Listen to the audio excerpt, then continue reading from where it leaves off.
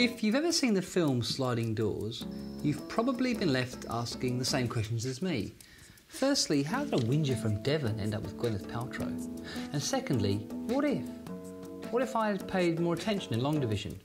What if I'd passed on that bet that I could eat a urinal cake in under 10 seconds?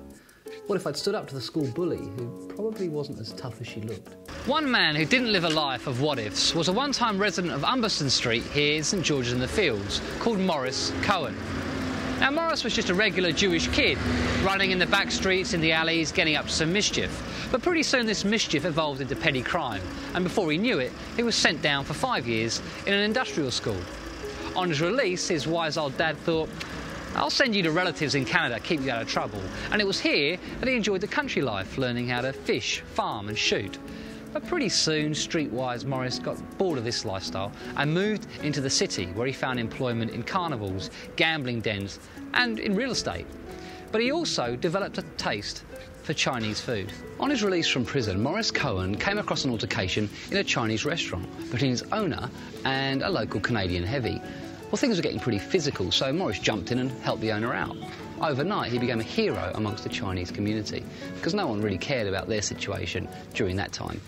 He developed friendships, developed an interest in their traditions, in their culture, and ultimately in their political situation, attending rallies by exiled nationalist leader Sun Yat-sen.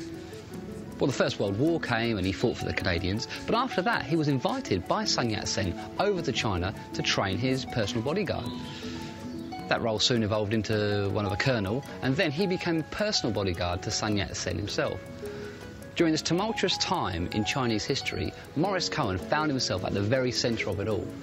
His ability to be able to use two guns at the same time led to the creation of his moniker, Two Guns Cohen.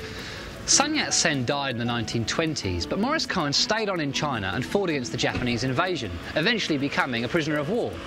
But when the war ended, he returned to Canada and brokered some huge business deals, including Rolls-Royce, because he was one of the only few people allowed to travel between Taiwan and communist China.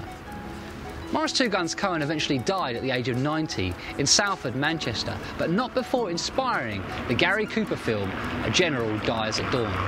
Some tell tales, others rhyme, but I sing songs from Howland Sea. Skip, skip.